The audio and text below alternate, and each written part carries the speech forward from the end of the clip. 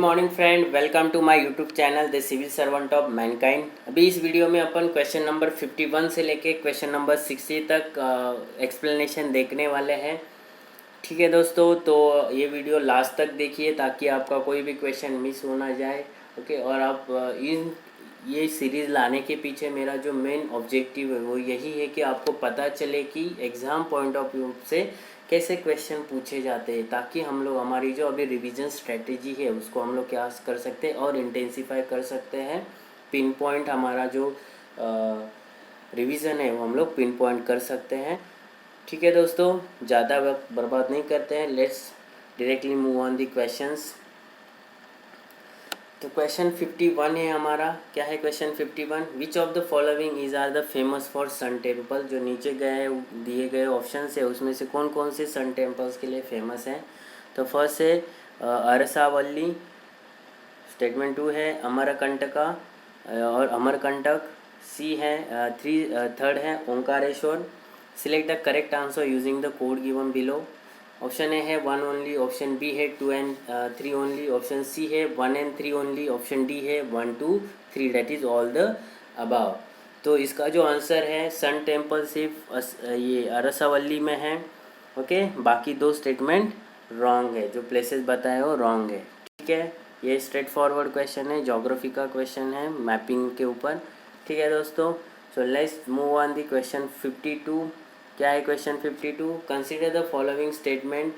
क्या है क्वेश्चन, क्या स्टेटमेंट है? In the election of Lok Sabha और state assembly the winning candidate must get at least 50% of the vote polled to be declare elected. Statement 2 है according to the provision lead down in the constitution of India the Lok Sabha the speaker's post goes to the majority party and the deputy speaker's to the opposition. Which of the statement given above is are correct? Option A है 1 only, option B है 2 only, option C है 1 and 2 only, option D है neither 1 nor 2। बताइए इसका क्या answer हो सकता है। आपको 5 सेकेंड का टाइम है।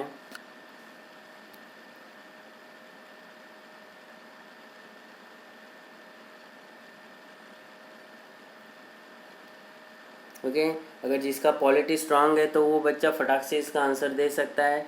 ठीक है, इसका आंसर क्या है? इसका आंसर डी है, नाइदर 1 नॉर 2। दोनों स्टेटमेंट रॉन्ग है। ऐसा कोई भी प्रोविज़न नहीं है कि 50% वोट मिलना ही चाहिए।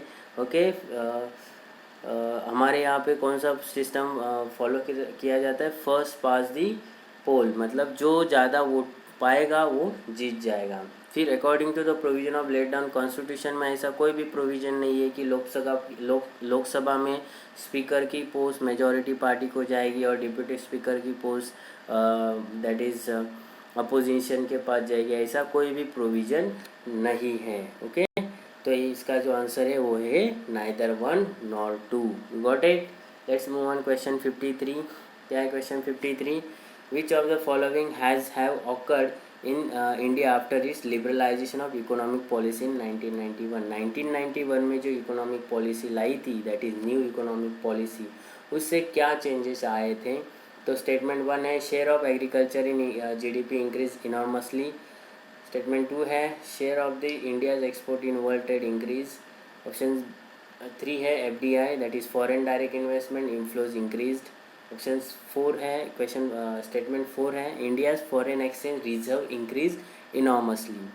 Select the correct answer using the code given below. Okay, option A है 1 एंड 4 ओनली, ऑप्शन बी है statement 2 3 and 4 only, option C है statement 2 and 3 only, option D है all the statements are correct, that is statement 1 2 3 4।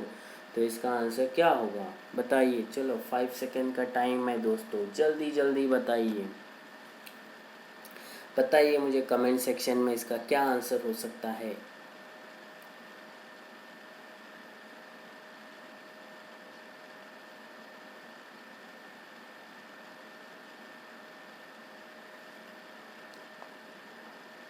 ठीक है, okay, इसका answer क्या है? इसका आंसर है statement 2 and 3 are correct. Okay, statement 1 and 4 are wrong, that is share of agriculture GDP increase enormously. ऐसा नहीं हुआ था।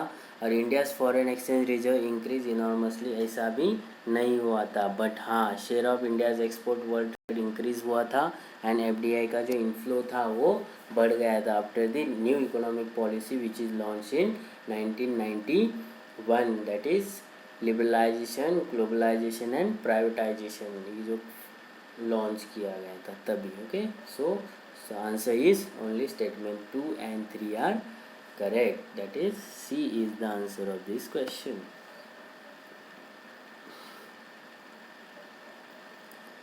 Let's move on the next question, question 54। क्या है question 54? Consider the following statement. National payment corporation of India NPCI helps in promoting the financial inclusion in country। Second statement है NPCI has launched RuPay a cards payment scheme, which of the statement given above is correct? Option A है 1 only, option B है 2 only, option C है both 1 and 2, option D है neither 1 nor 2। बताइए इसका answer क्या हो सकता है दोस्तों?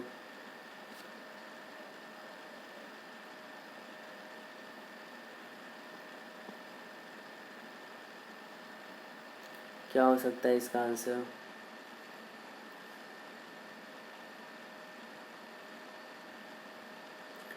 ओके, 5 सेकेंड में आपने बताना है इस क्वेश्चन का answer.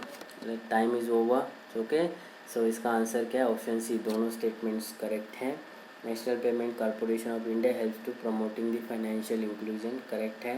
NPCI has launch RuPay debit card payment scheme. Okay, तो ये दोनों स्टेटमेंट करेक्ट है।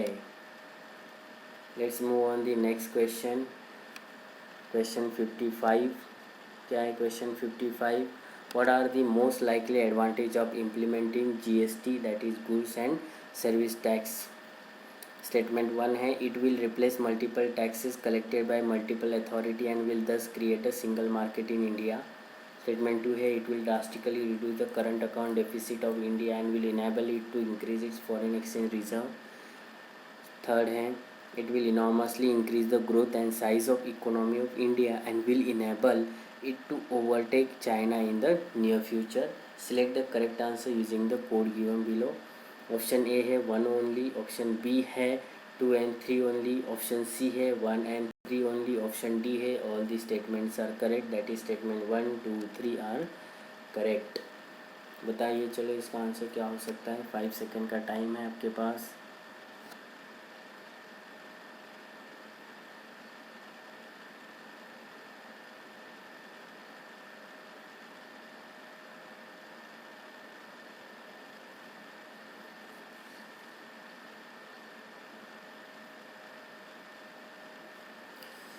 के टाइम इज़ ओवर।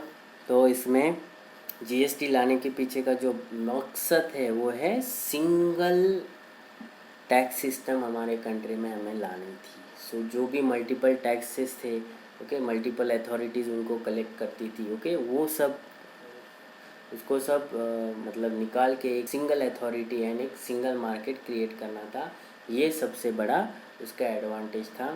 बाकी ये दोनों भी स्टेटमेंट क्या है, रॉन्ग है। उसका कोई भी इससे ताल्लुकात भी नहीं है स्टेटमेंट का। तो option A is the correct, that is only statement 1 is the correct statement. Got it friends? Let's move on the question 56। क्या है question 56? That is India's, consider the following statement. India has ratified a trade facilitation agreement TFA of World Trade Organization।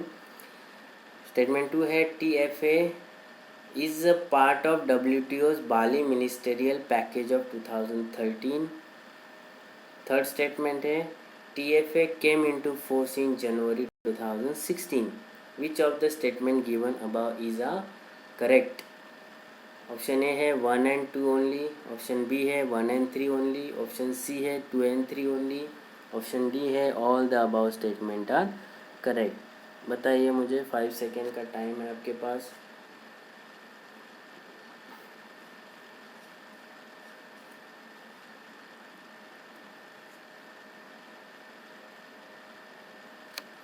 Okay, time up. क्या है इसका answer? Okay, इसका answer है option A is the answer. क्या है option A? That is 1 and 2 only. सिर्फ statement 1 and statement 2 are correct. Statement 3 is the wrong statement. Got it? Let's move on the question 57। क्या है question 57? In India it is legally mandatory for which of the following to report on cyber security incidents? Option A है service provider, option 2 है data centres, option 3 है body corporates. ये तीनों statements हैं। Select the correct answer using the code given below. Option A है 1 only, option 2 है 1 and 2 only, option 3 है 3 only, option C है all the above are correct. तो बताइए इसका आंसर क्या है?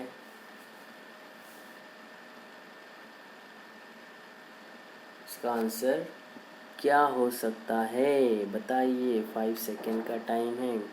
Service provider, data centre, body corporates. Okay, ये तीनों के पास भी हम लोग रिपोर्ट कर सकते हैं साइबर सिक्योरिटी का और साइबर सिक्योरिटी इंसिडेंट का।